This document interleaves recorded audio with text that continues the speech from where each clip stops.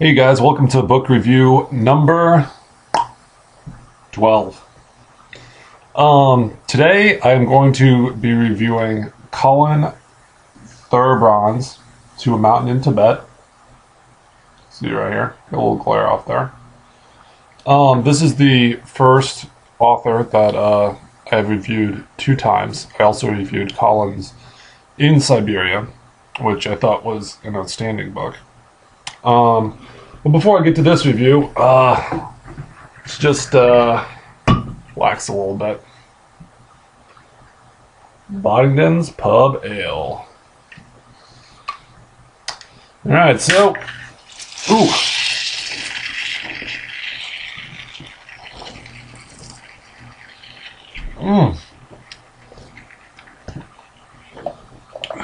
Whew, was not expecting that. Well, anyway, let's get some comments going, see how you guys are going.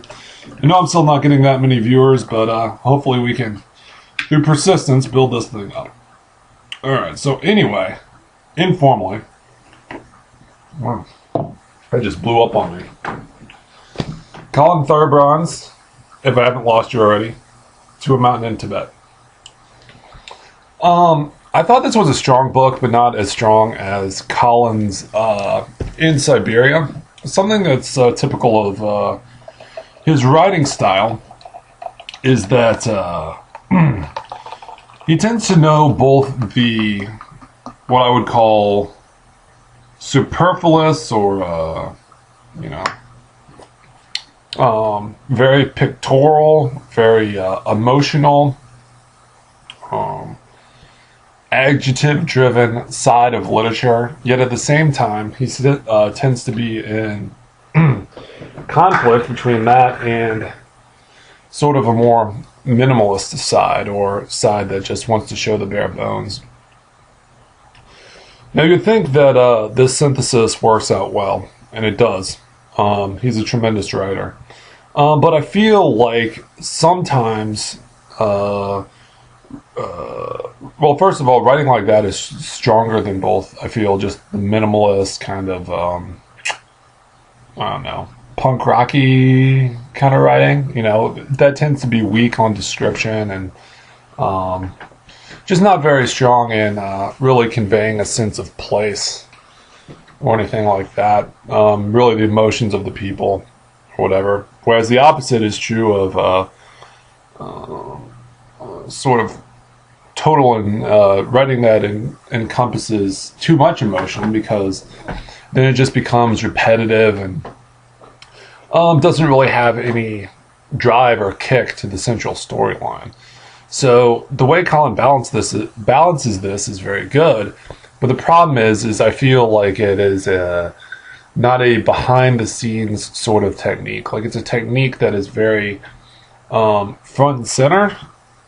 And I feel like in an environment where there wasn't too much fat to chew, i.e. like Russia or Siberia, or even a place like Mongolia, his writing is stronger. But I feel like To a Mountain in Tibet really suffered from too much culture in Tibet. He tends to give descriptives of, all the rocks around this mountain. Well, I guess before I go into specific details, I'll give you the general plot outline of the book. So, Colin, who's, I think in his 60s or maybe late 50s, recently lost the last of his parents. His father died a while ago, but his mother had just died.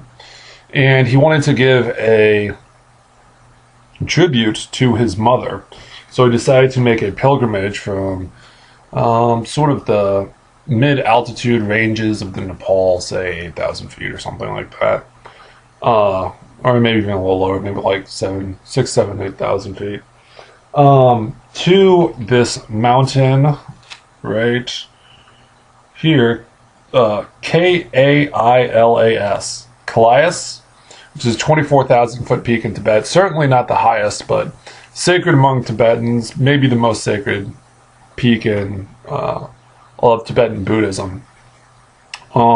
also very sacred, I should say, to Hindus, and also to an old religion called the Bon, as well as the Jains.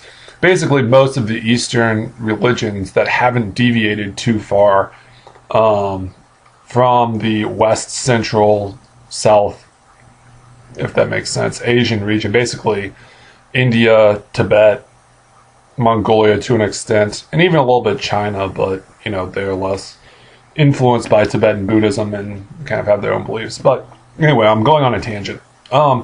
He wanted to take a pilgrimage to this mountain, along with the lake Manasarowar, which is, you can see it right here. It's kind of a map of it. There's the peak, and there's the mountains, and then they kind of start out in the Nepali foothills. He wanted to take a pilgrimage of exploration, both of personal, maybe not quite so much spiritual, but you know, just to kind of set things in place with his mother's death. Now, I feel like the before I get back to the weak part of the book, which I brought up in the beginning, I feel like the strong part of the book was when he recalled sort of his memories of his father and his mother. I mean, his mother was the one that died, but he also recalled memories of his father, too. Specifically, their time served in India. You know, he has sort of a tradition of traveling abroad in his family. I also felt a really strong part was the descriptive scenes around the lakes and mountains themselves, when some gods were brought into it, but not sort of a pantheon. Now, I felt like the weak part was, and I should say, I'm sort of torn by saying like the weak part here, because I genuinely did think that this was a very good book. Better than, I'm going to turn this light down a little bit, better than most of the books. Wow, phone, man, they're always calling.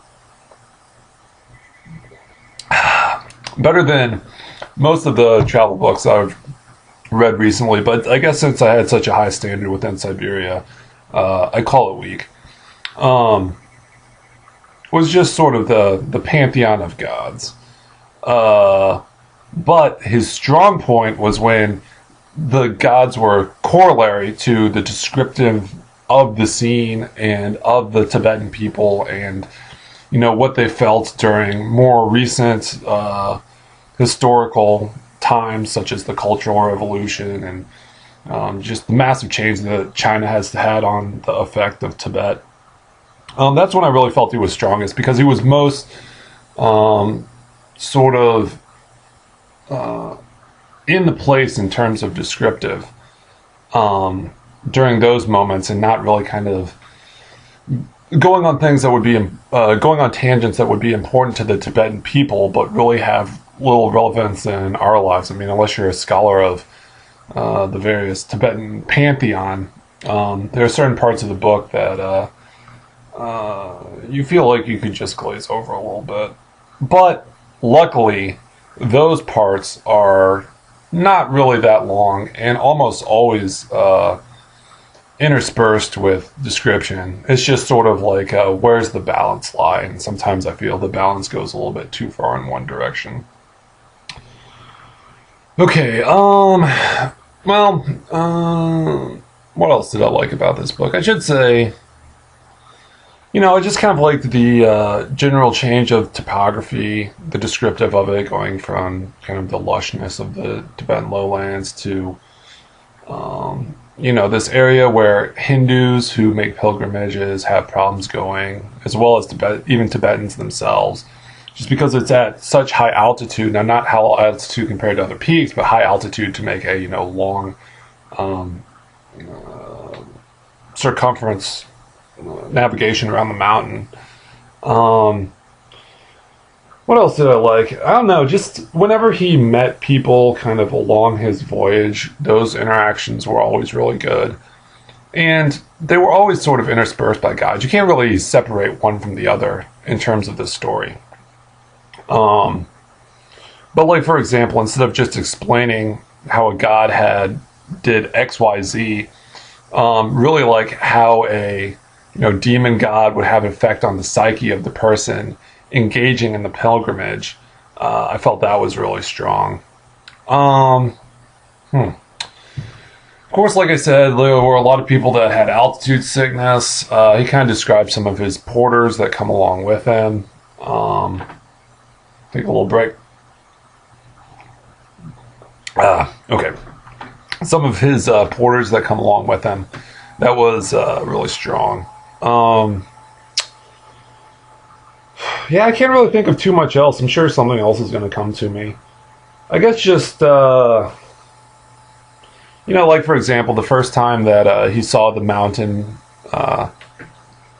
Crialis in the lake. I don't know. I can't pronounce these things, but I'm going to show it on the screen again just to give you guys a little taste. The first time he came upon, this mountain here and the lakes, and just how he kind of broke down and crept when he climbed over. I think the pass was like over here somewhere, like over in here. Yeah. And he climbed over that pass and just wept at, climbing the saddle back and then seeing the ridge. I also felt kind of the scenes of depravity in Nepal were really good, and kind of the differences in depravity in Nepal, which has very few tourists and just is much more insular compared to, ironically, Tibet. At least this particular section of Tibet with its holy site, which draws pilgrims in from all walks of life, and there tends to be less just kind of bare minimum subsistence agriculture in this area of Tibet, because it displays significance. I mean, you just couldn't live on that, so there has to be something else which creates wealth. Whereas a lot of the people in Nepal were just kind of, growing barley and barely getting by in one-room shacks with like 8 people. Also, the border town between Tibet and Nepal was really interesting. I guess he was going from Nepal to Tibet. And just how it kind of was a complete transient place that was just kind of trashed and didn't really have any feel to it at all. Kind of the history. He provides some history of the mountain and the first people that came across it. That's kind of obligatory, but was as well done as I guess you could say could be. But what I really enjoyed was just the description of the place. Like I said, he can sometimes have problems being having too much strain between being too verbose and being too restrained. And that kind of comes to the forefront, and particularly when he's talking about the gods, kind of, whatever. But in general, it's a great book. I would recommend picking it up. It's only like 200 pages, so if you're looking for something to get you into the culture of Tibet and one of their most important religious sites, and just a personal man's pilgrimage and what it meant to him to go to this place, I would recommend To a Mountain in Tibet by Colin Thubron. Alright, thanks y'all, and I hope I'll get some viewers. Alright, see y'all later. Bye.